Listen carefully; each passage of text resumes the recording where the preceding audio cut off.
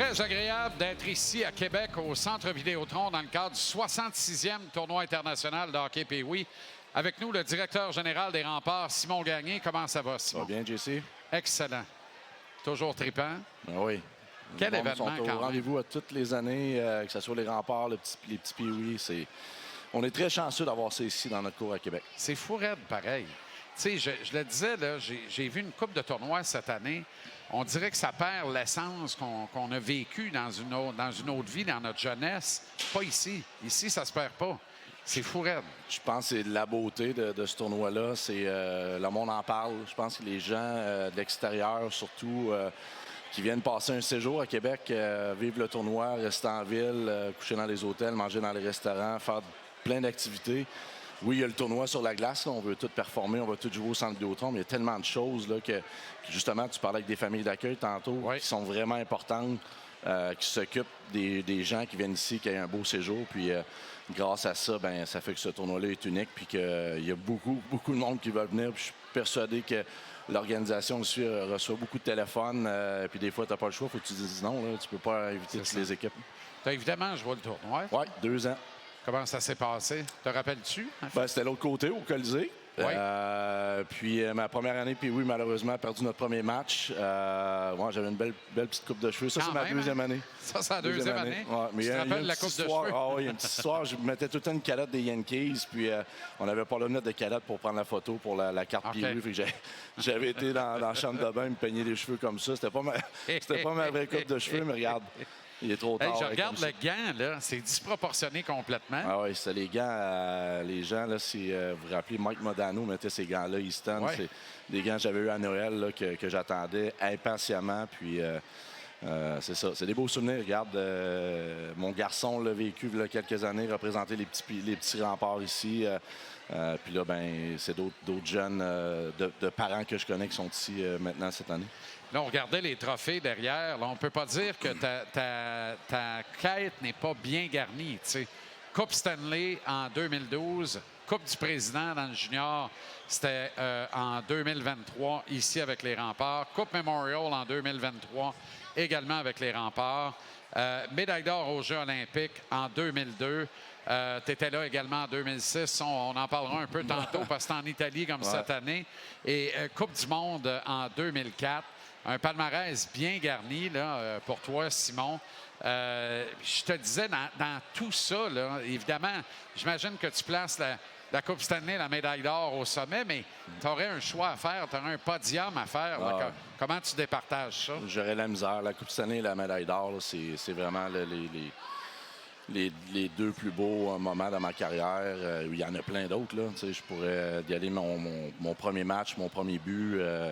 Mais c'est certain de représenter ton pays aux Olympiques avec... puis j'avais seulement 21 ans. Là. Pour moi, je jouais avec des légendes, là, quasiment. Je jouais avec Mario Lemieux, Joe Sakic, qui était mon idole avec les Nordiques de Québec. Puis j'ai pas juste joué avec dans l'équipe, j'ai joué avec sur le même trio en 2002. Alors, c'était quelque chose qui était incroyable. Puis encore aujourd'hui, j'ai eu tellement de souvenirs chez nous. Je suis content d'avoir fait. Quand tu es joueur, tu portes pas attention à ça. Tu veux pas ramasser trop de choses. T'es comme... Tu veux pas être trop too much, on dit en anglais. Puis, mais j'ai gardé plein de choses. Puis maintenant, ben, mon sous-sol est rempli de souvenirs de 2002. 2006, j'ai une photo. J'ai la photo d'équipe, mais j'ai seulement une photo. On voit la médaille d'or à Salt Lake. Tu avais 21 ans à peine à l'époque. Quand ça t'arrive à 21 ans, je fais le parallèle avec Celebrity qui est là à 19 ans cette année et qui fait écarquiller les yeux de tout le monde. Là, quel joueur extraordinaire. Ouais, incroyable. Quand tu es là à 21 ans avec ces géants-là autour et tu gagnes l'or, as-tu l'impression que tu es parti pour en gagner 4? As-tu l'impression que ça va être éternel? J'ai jamais été comme ça. Moi, c'était tout le temps recommencer année après année. J'avais tout le temps peur que quelqu'un me vole ma place, que ce soit avec les Flyers ou... là, c'est sûr, avec l'équipe Canada, c'est vraiment recommencer à toutes les années. Oui, tu as parlé de 2004, la Coupe du monde. Faut quand même que tu tardes ta place. Après ça, ben, si tu vas à ce tournoi-là, il faut que tu performes justement pour peut-être être invité en 2006, aller aux Olympiques, ainsi de suite. J'avais été en 2010. Malheureusement, je m'avais fait opérer à l'aine. J'ai pas pu participer au camp d'entraînement. Est-ce que j'aurais été? Je ne sais pas, mais c'est des événements comme ça que tu veux être prêt, tu veux être là à 100 puis tu sais jamais quand ça peut repasser. Puis, écoute, quand j'ai eu l'appel Même si j'avais seulement 21 ans, c'est l'appel, là, c'est un des moments que je me rappelle le plus. On était à Boston. J'étais avec les Flyers de Philadelphie à ce moment-là. On avait fait notre morning skate le matin, puis on prenait l'autobus, on s'en retournait à l'hôtel. Puis, petite anecdote, dans mon équipe, j'avais Keith Primo et Mark Rickey aussi. Qu'eux autres aussi, ils pouvaient recevoir l'appel de Wayne Gretzky ou Kevin Lowe.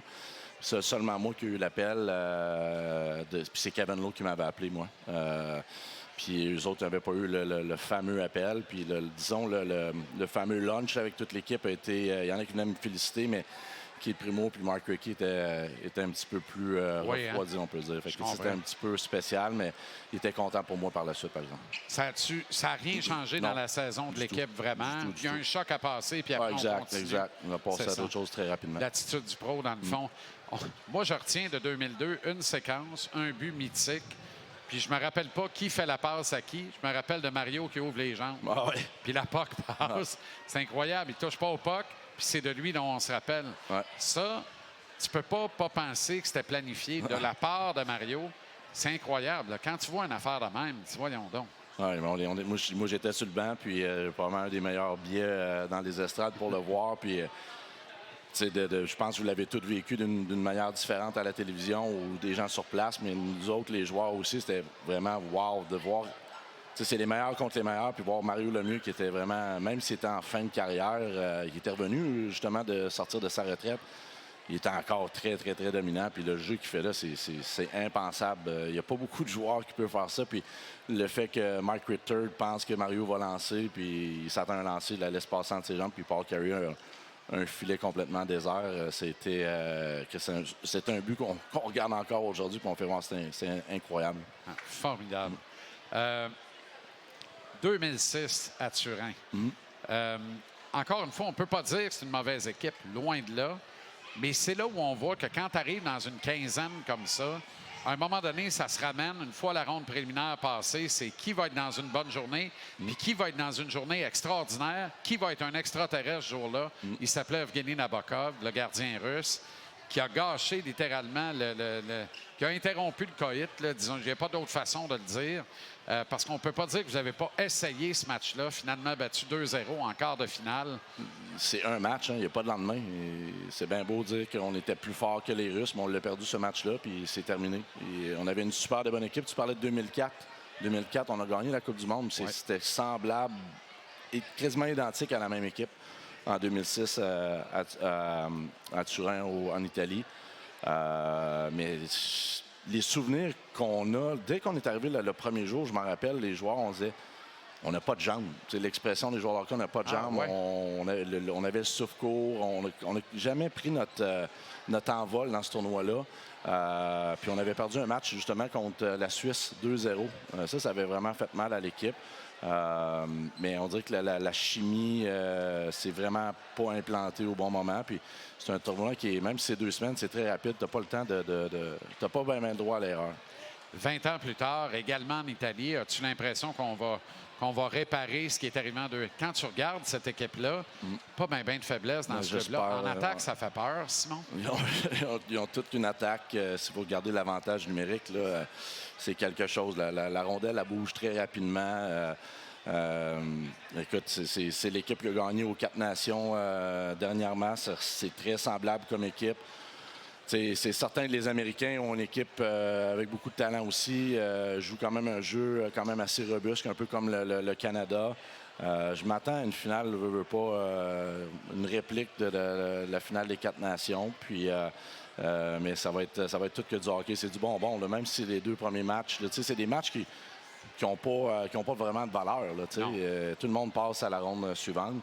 Mais de voir le Canada, surtout hier, là, lorsque la rondelle a été mise sur la glace, de voir l'énergie, puis les gars sont prêts. Je suis persuadé. Puis le groupe d'entraîneurs qui est là, je sais pas si vous avez vu, les entraîneurs derrière le banc là, sont en très, très bonne voiture avec des entraîneurs comme ça. Si on peut revoir l'affiche du résumé de la rencontre d'aujourd'hui contre les Suisses, on peut jouer à trouver l'intrus, là, puis on va dire shooter, mais on va dire également Thomas Harley, qui est quand même un excellent défenseur. Ouais. Mais pour le reste, McDavid, Celebrini, McKinnon et Crosby, tu sais, honnêtement, tu peux pas, ils peuvent pas se tromper. Tu as raison, c'est une ronde préliminaire, Mais on est habitué de voir le Canada un petit peu au-dessus de ses affaires dans ce genre de ronde préliminaire-là, prendre son rythme lentement mais sûrement. Ouais. Là, il y a vraiment une équipe qui semble en mission. Exact. Tout le monde semble investi et ligué derrière Sid the Kid aussi, le grand leader de cette équipe-là. Je pense que c'est l'expérience. Puis même si Sidney Crosby n'était pas là en 2006, puis il avait presque fait l'équipe. Je pense qu'il avait seulement 18 ou 19 ans. Puis même Mario Lemieux avait sorti, il devrait être là. Mais ces joueurs-là ont de l'expérience. Ils l'ont gagné, oui. Ils l'ont pas perdu, mais ils savent que dès la journée 1, il faut que tu mettes la pédale au fond. Puis ils l'ont fait. Nous autres, en 2002, ça avait pris 3 matchs avant qu'on prenne notre envol. Puis en 2006, on ne l'a jamais pris. Fait que, ils savent. L'organisation aussi derrière ça aussi, avec l'expérience qu'ils ont, on sait qu'on n'a pas le droit à l'erreur. Il faut commencer dès le jour 1. Puis ils sont en mission, comme tu dis. Puis lorsque tu as un capitaine comme Sidney Crosby, puis tu regardes les autres gars aussi, c'est des assistants ou des capitaines dans leur équipe respective. Il y a du leadership en masse là-dedans. Puis tu as juste à suivre, je pense, les 87, puis les choses vont bien aller.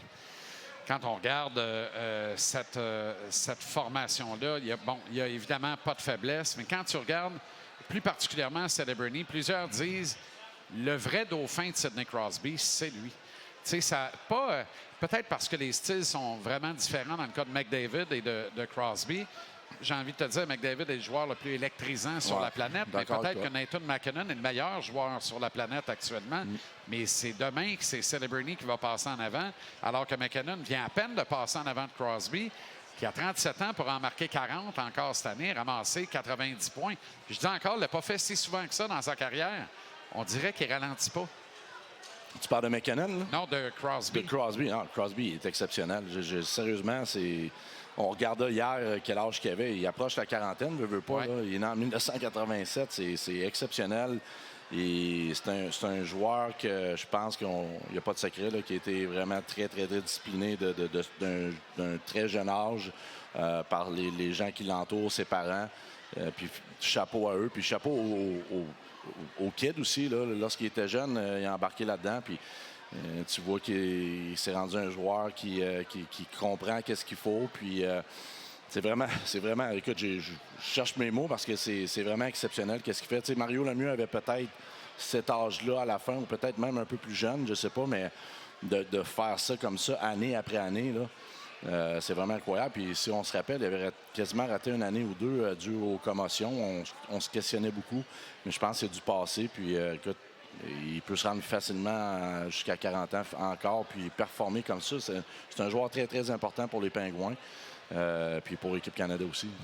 Un mot sur la Q était rempart en terminant. Saison de transition. Comment tu trouves celle-là avec la nouvelle réglementation, les règlements NCAA, puis ainsi de suite? On en a parlé un peu. La saison de l'équipe en tant que telle, le plan, est-ce que tu es exactement où tu voulais être dans le plan? On veut toujours que ça aille bien un peu mieux, mais ça va-tu pas pire pareil selon tes spectres à toi? Oui, ça va bien. On a eu un petit passage avec beaucoup de blessures. Il y a un match qu'on avait, je pense, 5 remplaçants. On commence à redevenir en santé. On est à Rimouski ce soir.